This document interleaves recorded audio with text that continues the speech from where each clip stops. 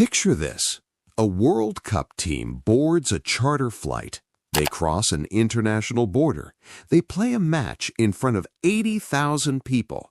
And then, before the night is over, they board that same charter flight, cross back over the border, and return to a different country to sleep. No hotel room in the host nation, no training ground in the host nation, no extended time on the soil of the country they just competed in. In and out, match day only, like workers on a day visa, like guests who are not permitted to stay. That is how Iran is competing at the 2026 FIFA World Cup, the only team in tournament history required to leave the host country after every single match they play. And that is only the beginning of a story so extraordinary that when football historians look back on this tournament, they will find it almost impossible to believe was real. Stay with us, because what Iran has been asked to endure to reach this World Cup and what is still being done to them now that it has started is unlike anything this sport has ever witnessed. To understand the full scale of what is happening, you have to start in Tijuana, a Mexican border city directly across from San Diego, California, home to one of the busiest land border crossings in the world, and, for the duration of the 2026 FIFA World Cup, the base camp of the Iranian national football team. Iran's National Guard were waiting when the squad's bus pulled into Tijuana's Caliente Stadium. Mexico's Federal Security Services had deployed dedicated protection for the Iranian delegation, escorting them through the city, securing their training facilities, treating them with the full hospitality of a co-host nation. Iran arrived there after an overnight flight from Turkey, where they had spent 3 weeks in a training camp, delayed from their original travel plans by visa complications that had consumed their preparation time. Their original base camp was supposed to be in Tucson, Arizona, inside the United States, just like every other World Cup team. But the reality of Iran's situation made that impossible.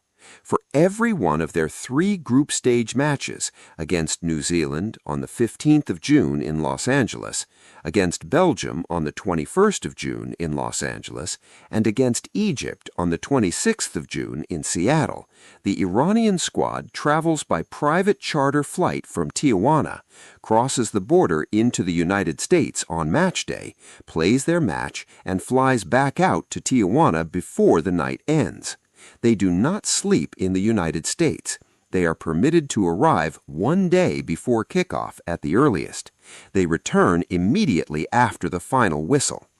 The logistical precision required for this arrangement is staggering. Transportation, security, customs procedures, FIFA protocols, charter flight scheduling, all of it has to be coordinated with perfect timing for a team already carrying the weight of everything else this tournament has thrown at them. Each border crossing is a potential bottleneck. Each transfer is a moment where something could go wrong.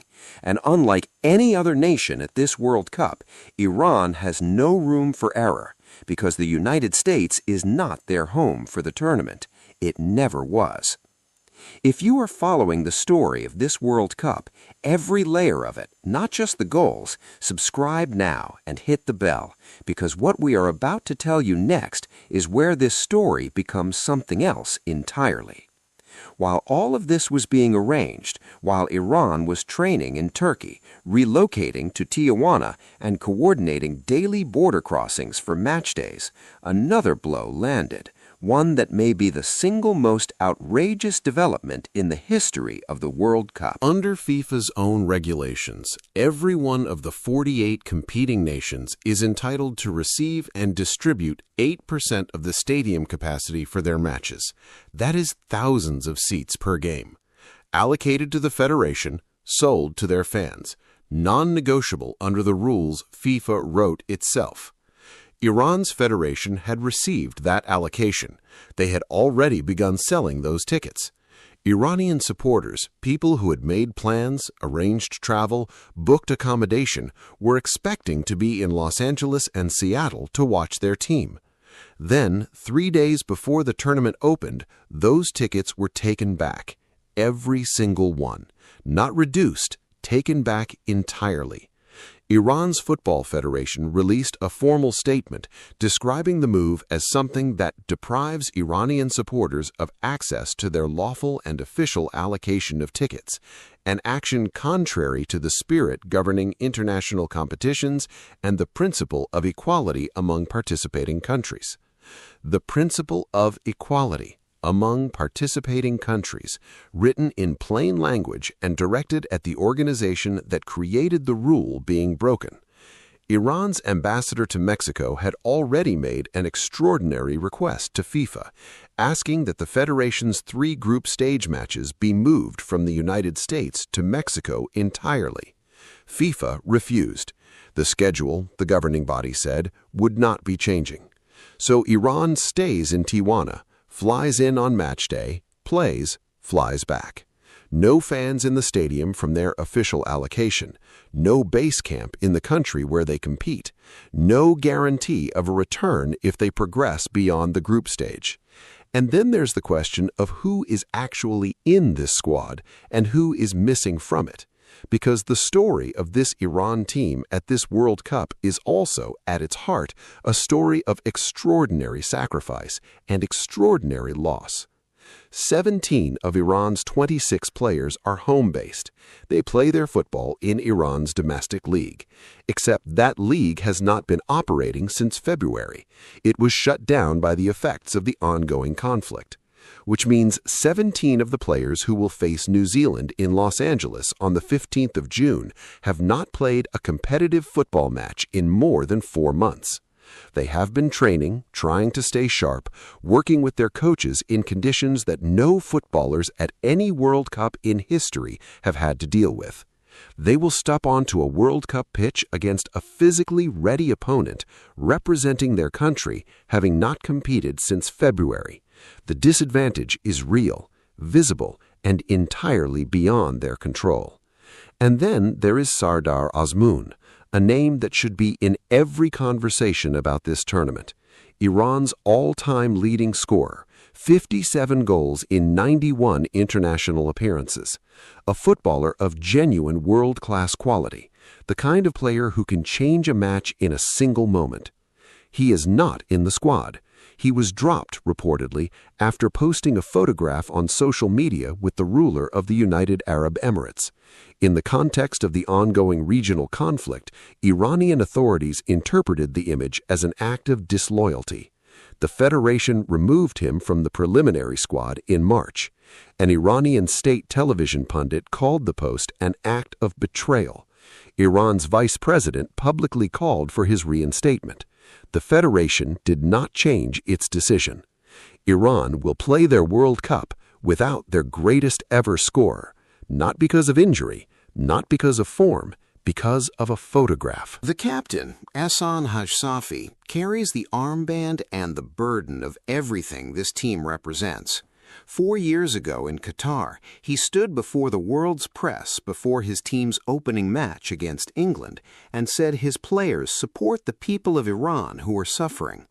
That statement, made on the world's biggest sporting stage, cost him personally and earned him the deep respect of millions across the globe and far beyond it. He is a man who understands that football sometimes has to carry more than football. He arrived in Tijuana on June 7th, delayed by visa complications, and spoke briefly to reporters. His face told its own story. Now consider the full picture. A squad of 26 players, 17 of whom have not played competitively since February, based in a Mexican border city, boarding charter flights on match days, crossing into a country they are not permitted to stay in, playing their group stage matches without a single official supporter in the stands, missing their all-time top scorer, with 15 of their support staff denied visas to even be present. And still, they are there. They chose to come. They qualified for this tournament on merit. They are seventh-time World Cup participants, and they will play their football with everything they have, because that is what footballers do. FIFA's response to all of this has been careful and consistent.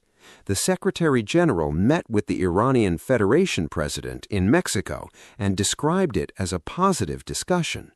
The governing body said it would continue dialogue to ensure the team's experience is positive. It confirmed, in the language of official statements, that it is not involved in the immigration processes of host countries. Not involved. The organization that chose the United States as a co-host nation, that accepted guarantees of access and participation for all competing teams, that distributed ticket allocations to all 48 federations, and then, in Iran's case, took them back 3 days before the tournament began.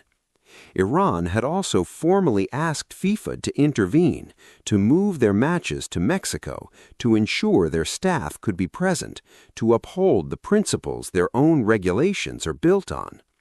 Mexico's president, Claudia Sheinbaum, said publicly that her country would have no problem hosting Iran's matches if FIFA agreed to it. FIFA said the schedule was not changing. The United States president had written on social media earlier in the year that Iran was welcome to play in the United States, but that he did not believe it was appropriate for them to be there for their own life and safety. That statement came from the leader of the country co-hosting 78 of the tournament's 104 matches. These are the conditions under which Iran are competing at the 2026 FIFA World Cup. When they walk out on Los Angeles Stadium on the 15th of June, having flown in from Tijuana that morning, having not slept on American soil, having no fans in the building from their official allocation, missing their greatest ever scorer, with 17 players whose last competitive game was in February, they will be doing something that no football team has ever done before. Competing at a World Cup under terms that no other participant has ever had to accept.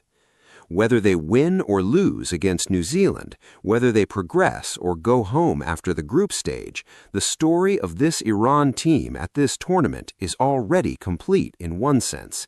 It is the story of a group of footballers who refuse to let the world stop them from playing the game they love. No other team at this World Cup has been asked to show that kind of determination just to reach the starting line. And when Ehsan Hajsafi leads them out onto that turf in Los Angeles, charter flight behind him, Tijuana waiting on the other side of the border, no fans from home in the stands, the football world owes them its full, undivided attention. One thing is certain: when Iran plays, it will mean more than football.